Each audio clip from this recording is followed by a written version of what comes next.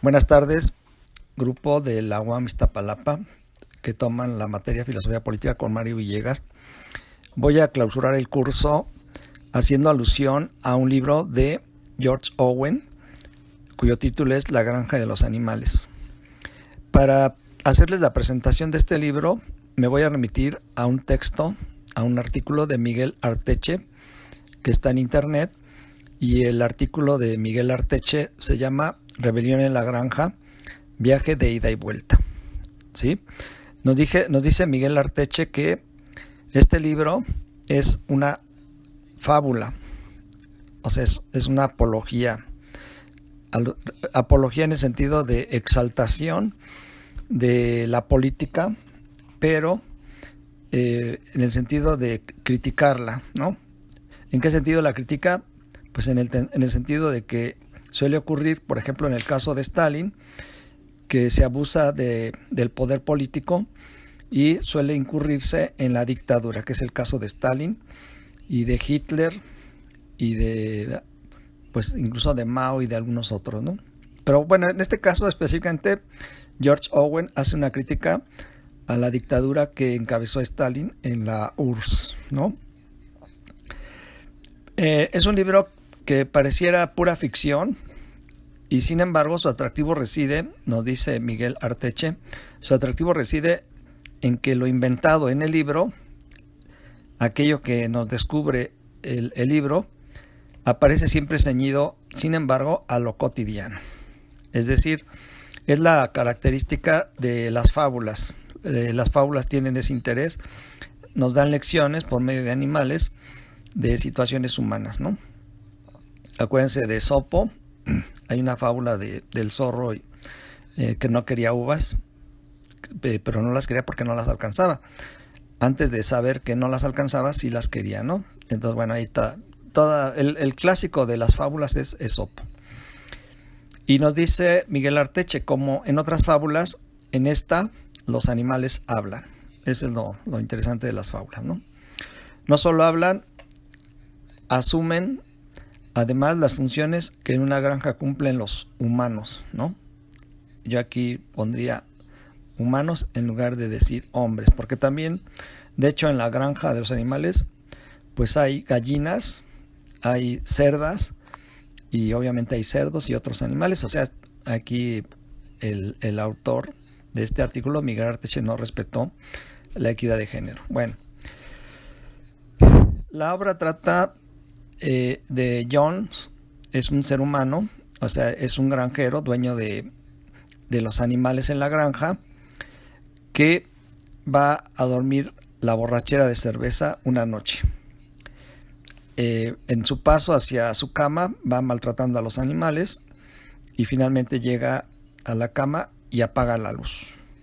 Esta es una metáfora muy importante, apaga la luz, ¿no? Esto es importante porque a partir de que apaga la luz empieza la fantasía, que es el hecho de que en el libro vemos que los animales empiezan a hablar, ¿no? Así entonces, apenas lo ha hecho Jones, el ser humano, todos los animales de esta granja inglesa se alborotan. En esta granja hay un cerdo mayor al que lo conocen todos los animales como el viejo mayor, ¿no? El viejo mayor, ¿no? Sin acento, ok. Que es un cerdo que ha sido premiado varias veces, es el más gordo, el más sabio y benevolente, y reúne en una junta a los animales de la granja para informarles que tuvo un sueño en la noche anterior y desea comunicarlo a los otros animales, ¿no? Hago un paréntesis para decirles a ustedes que este libro se convirtió en película y la pueden ver con el título del libro, La granja de los animales, la pueden ver en YouTube. Está fabulosa, es una película a colores y pues está muy, muy bien hecha, muy apegada al libro, ¿no? Entonces estamos con que el viejo mayor, o sea, el cerdo más gordo, el más sabio, el más premiado, el más benevolente, ha tenido un extraño sueño. Aquí lo que es importante decir es que este cerdo es el cerdo líder de la granja y por eso tiene repercusión lo que él dice. Y bueno, lo que él dice lleva a una revolución, no lo va a decir el libro, ¿no? Que es una revolución en contra del ser humano.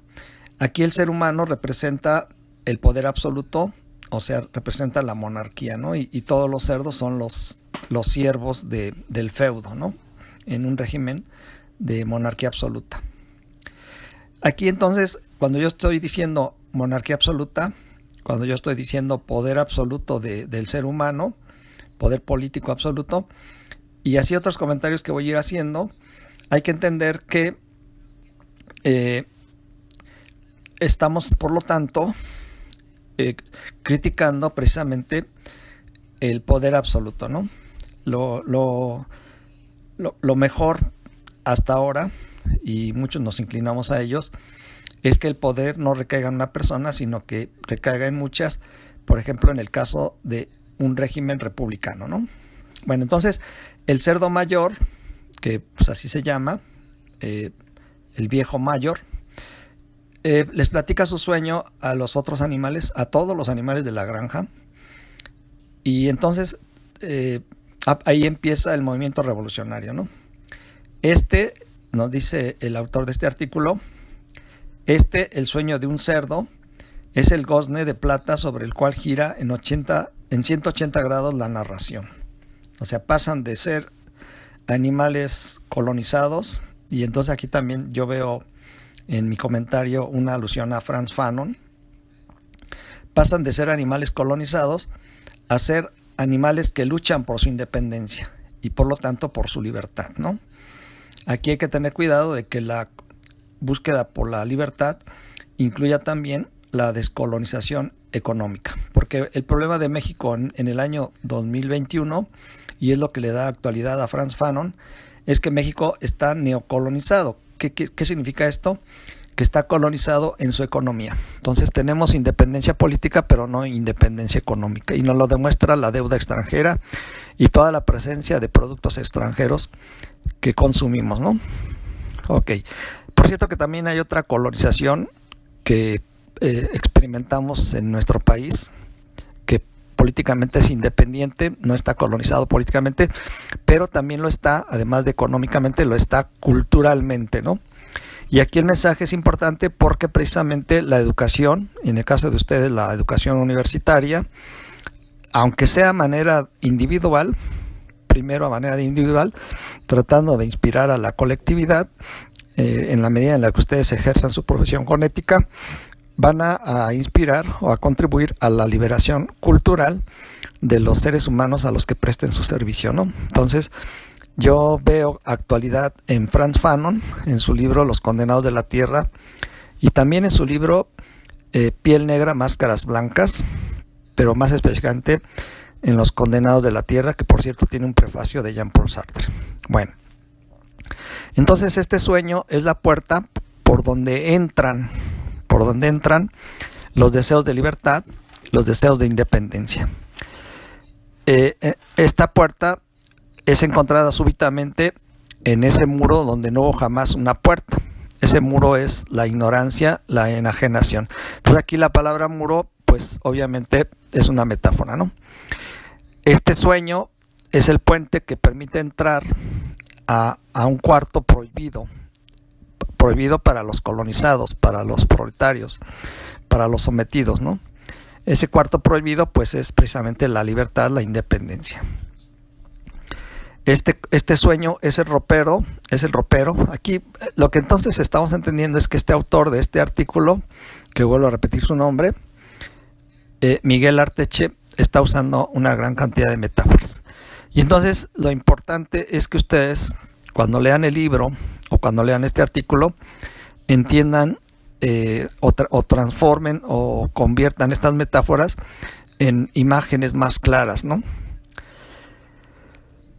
Y dice el autor del artículo, recordemos la saga de Narnia. Habría que leer o ver esto, ¿no? De Narnia. Yo, la verdad, los invito a que lo hagan. Y lo que finalmente nos hace ver el autor es que este sueño da paso a otro tiempo, a un tiempo de libertad, a un tiempo de independencia. Liberarse del yugo humano, ¿no? que, bueno, es una metáfora, liberarse del colonizado, liberarse del burgués, etcétera, ¿no? Y finalmente pudiera ser también liberarse del capitalismo y de otros espacios de opresión. Este sueño es el cuerno que suena en el silencio de la noche para anunciar la llegada de otro reino. Es la burguesía en su época de clase revolucionaria, o sea, este cerdo encabeza a la burguesía en su época de clase revolucionaria, que esto lo menciona Marx en el manifiesto del Partido Comunista. O sea, él acepta que enfrentada a la burguesía, enfrentada a la monarquía, la burguesía es una clase revolucionaria. O sea, cuando todavía la burguesía no era una clase con poder político, pues quiso tenerlo, el poder político, y encabezó una revolución, ¿no? Esa revolución, por ejemplo, la de 1789, fue encabezada principalmente por la burguesía y sus intelectuales, apoyados por el pueblo, pero guiados por los intelectuales, ¿no? Incluso de la talla de Voltaire, de Diderot y todos los enciclopedistas se constituyeron en inspiradores de la Revolución Francesa de 1789, ¿no? ¿Con qué motivo llevaron a cabo esta revolución de 1789, que es un paradigma de las revoluciones en contra de un régimen, por ejemplo, monárquico? Pues con el objetivo de, históricamente, aunque no haya sido intencional al principio, ocupar el lugar de la monarquía, o sea, tener el poder político, ahora la burguesía, en sustitución de la monarquía, ¿no? Todo lo que los paréntesis cuando dice Mario Villegas, esta MBG indican que son comentarios de Mario Villegas en el artículo del autor, de donde tomé estas palabras que estamos leyendo aquí en la pantalla, ¿no? Dice el líder, el cerdo mayor, ¿no? Y ahora, camaradas, dice el viejo cerdo mayor, contaré mi sueño de anoche. No estoy en condiciones de describírselos a detalle. Sin embargo, les puedo decir que era una visión continua de cómo será la tierra, o sea, cómo será la independencia, cómo será la libertad, cuando el hombre, o sea, el colonizador, es decir, el hombre o el colonizador o el rey, haya desaparecido. Esta palabra es fuerte, cada quien puede interpretarla como quiera, pero para mí está muy claro. ¿Cómo será la sociedad cuando el rey, el monarca, el colonizador haya desaparecido? Y dice el cerdo líder, el hombre es el único enemigo real que tenemos. Eliminad, dice, esta es una cita textual, aquí están las comillas, aquí todo esto es una cita textual, son palabras tomadas del libro de George Orwell, ¿no? Dice el cerdo mayor, el hombre es el único enemigo real que tenemos. Eliminad tan solo al ser humano y el producto de nuestro trabajo será propio, ¿sí? O sea, la expropiación de la propiedad privada para ponerla en manos de los trabajadores. Dice el líder, todos los hombres son enemigos, afirma el cerdo mayor, todos los animales son camaradas. Ahí termina la cita tomada del libro de George Orwell, ¿no? Poco después el viejo cerdo mayor muere, ¿sí? En el proceso de revolución. Pero no muere sin antes entonar un himno. Y aquí está un fragmento del himno que nos remite a un himno que me voy a atrever a decirlo, que es la Internacional Socialista, ¿no? No son palabras de la Internacional Socialista, que es un himno de los proletarios, pero pues remite a ese himno. Dice el himno, cantado por los animales de épocas remotas, ¿no? O sea que esta lucha por la liberación viene desde Espartaco, desde antes de Cristo, y de otros revolucionarios que, bueno, pues fracasaron en su intento de liberación, pero se constituyeron en la punta de lanza para la liberación, ¿no?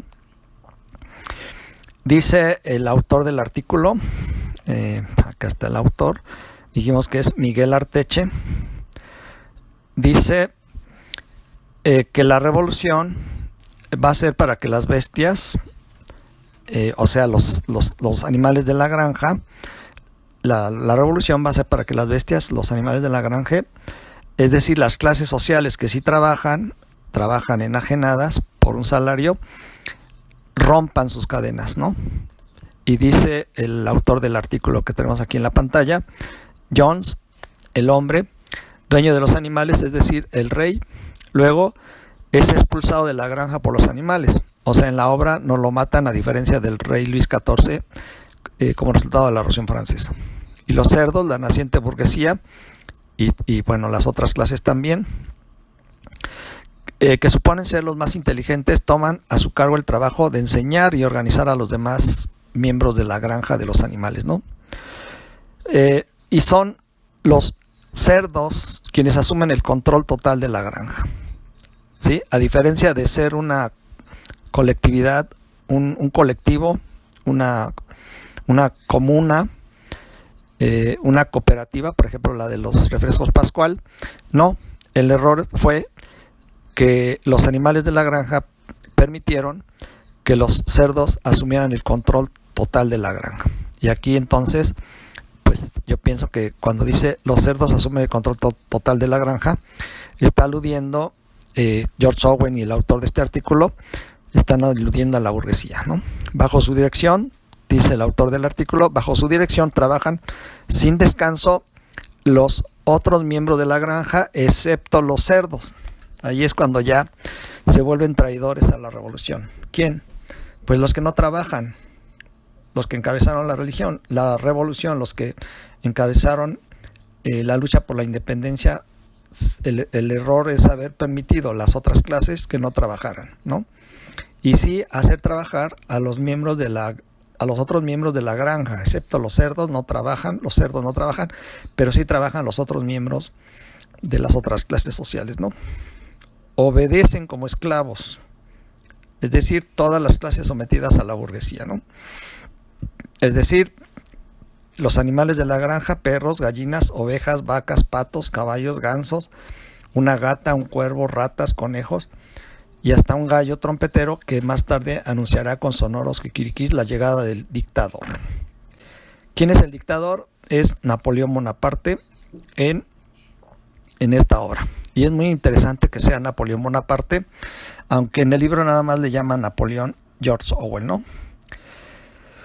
Entonces, a mí me llama mucho la atención el caso de Napoleón y entiendo a Beethoven por qué se enojó con Napoleón. Le había dedicado la Quinta Sinfonía y Beethoven le había dedicado la sinfonía porque Napoleón encabezó o participó en etapas importantes de la Revolución Francesa, pero en cuanto se constituyó en dictador y se puso la corona de rey, en una misa que oficiaba un papa, le quitó la corona al papa y se la puso él mismo, asumiéndose como dictador de Francia.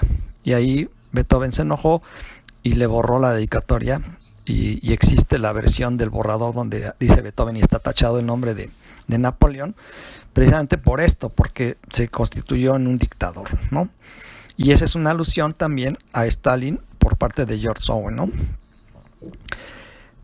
La sociedad se rige a partir de este lema. Dice un lema de los revolucionarios que ya tienen el poder, habiendo aniquilado a la monarquía. Animales que solo caminan sobre 4 patas son amigos, ¿no? Y animales con plumas son amigos. Animales que caminan con 2 patas son enemigos, y estos animales de 2 patas son los humanos en la granja de los animales, ¿no? Entonces quedan excluidos los animales humanos, puesto que caminan sobre 2 patas, son los enemigos de la nueva sociedad, del nuevo orden social. Y dice ahí en el texto que tenemos aquí en la pantalla, pues todo lo que camina sobre 2 pies es un enemigo. Estos enemigos de 2 pies son los humanos. Y lo que camina sobre 4 patas o tenga alas es un amigo. Entonces incluye a animales terrestres y a aves, ¿no? Esa es la consigna, ¿no? Acuérdense que cuando está entre comillas son palabras del libro. Entonces, obviamente conviene leer el libro para entender mejor todo el sentido de la metáfora, de la fábula que es este libro, ¿no? Como toda revolución que comienza, lo hace con hermosas promesas, entre ellas el establecimiento de unos mandamientos llamados vadecum, de una ideología, la ideología que ahora toma el poder, y curiosamente establece los animales en la granja, 7 mandamientos. Nos da un detalle acerca de la obra. El autor de este artículo nos dice que fue escrita durante la Segunda Guerra Mundial, entre 1943 y 1944, mientras George Orwell trabajaba en la BBC de Londres, es una estación de radio. Y fue publicada en 1945 al final de la Segunda Guerra Mundial. Esto es, al término de esa Segunda Guerra Mundial.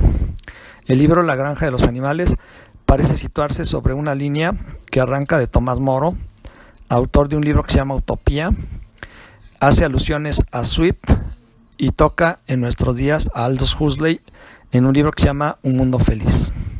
También a otro libro, este sí de George Orwell, que se llama 1984.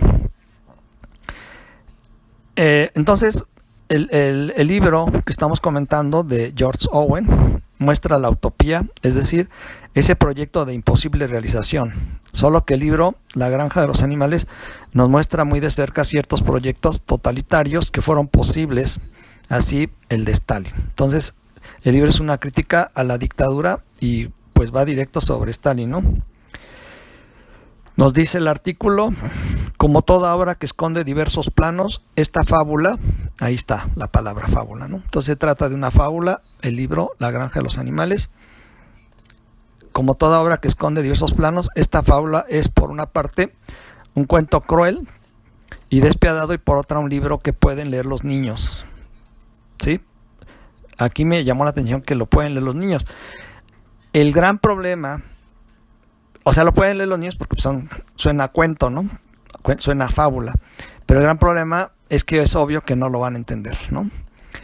Y lo pueden leer como leen el libro de Gulliver, escrito por Swift, puesto que si el libro de Gulliver es en el fondo una descarnada sátira contra la sociedad inglesa, puede también leerse como una novela de aventuras este libro que estamos aquí comentando. El libro La granja de los animales. Se apoya también en la circunstancia de su tiempo, la dictadura de un paranoico ávido de sangre y poder, Stalin.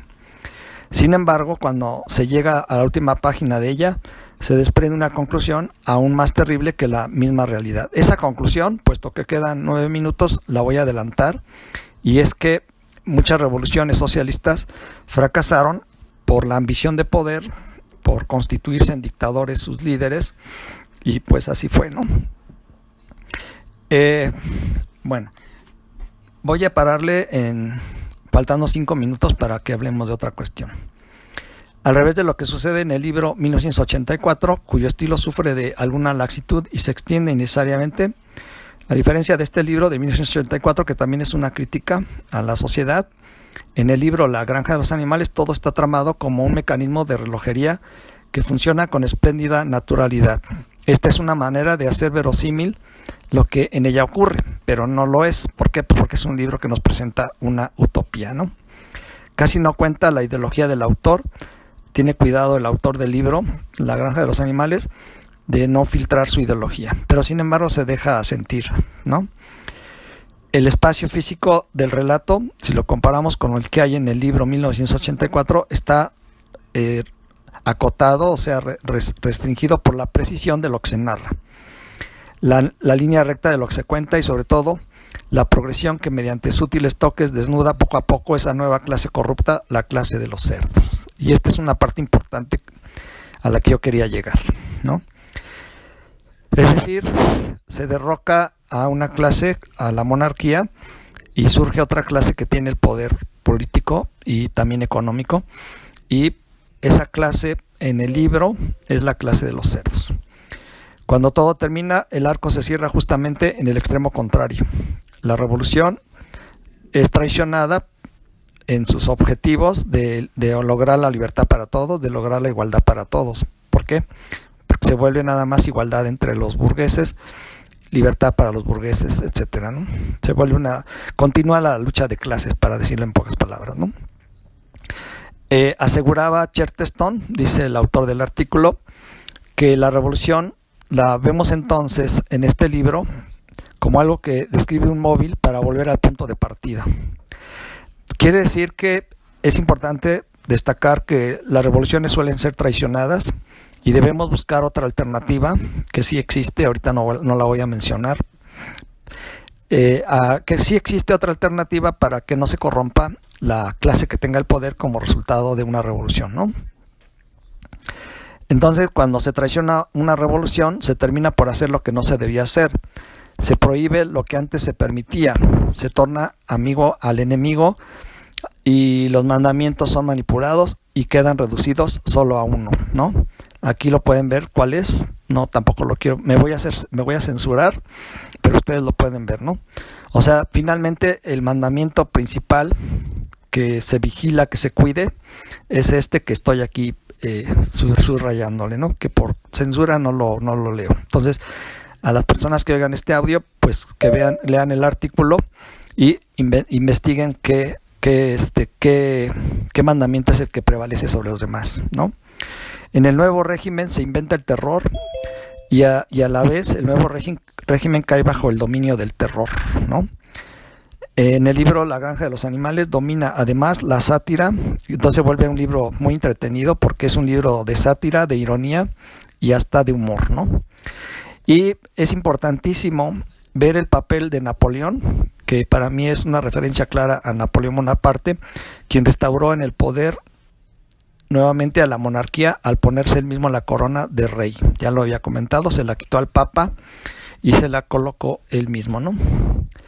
Entonces Napoleón Bonaparte es el sucesor del viejo cerdo, el líder ya muerto, que sí tenía buenas intenciones, y esto es importante, los líderes suelen ser necesarios, por ejemplo Miguel Hidalgo, Zapata y otros, ¿no? El artículo continúa, no da tiempo de leerlo, y quedan 4 minutos y termino con este párrafito. Dice: cuando cerdos y hombres, en el último párrafo del libro, terminan por almorzar, brindar y engañarse mutuamente en la casa que fue del granjero, cito textualmente a continuación, los animales que se encontraban afuera miraron del cerdo al hombre, o sea, miraron al cerdo convertido en hombre. Quiere decir que el cerdo traicionó a la revolución. Y se dieron cuenta de que nuevamente tenían a un dueño del poder político que se constituyó en dictador y que sometía a toda la granja de los animales. Entonces hay que tener cuidado con la revolución, ese sería el mensaje final. Muchas gracias.